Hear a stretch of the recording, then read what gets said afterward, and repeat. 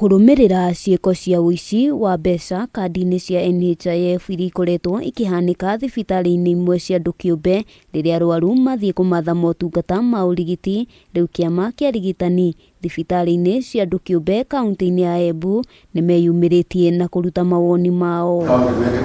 Kiama giki kiugite ni hari bata aria mekunyitikana na mahitia macio makuithio mutharaba mari oiki niguo kurigiriria thibitari ici gukorwo ikiorotwo kuona kuri na imwe itakoretwo igikuruhania na ciiko icio. I request NHIF management to fast track the environment of our members wishing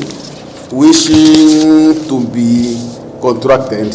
Muikariri giti kiama-ini giki Robert Jage ayukitie ritana ria minista wa ugima wa mwiri Susan Nakumicha ria kurugamia mihango ya urigiti utari marihi iria twarithagio matura-ini mahinda kwa mahinda, akiuga undu uyu ni ukunyihanyihia uthiri muru wa kandi cia NHIF.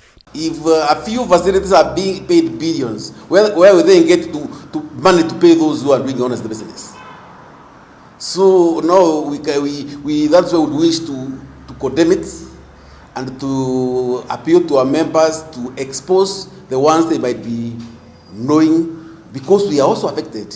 Oho thirikari cia matura ni ciuritio kurutithania wira na thirikari nene niguo guteithiriria hari kuhukia ciiko ta ici cia kuhinyiriria mukenya. Unapata hata hizi free medical camps, saa zingine mwananchi anaenda, ukifika uliambiwa ni free, lakini ukifika pale toa hii pesa ya kufanya hivi, toa pesa ya kufanya hivi, na hii pesa yote tunajua inaenda kwa watu binafsi iwasaidie wao wenyewe.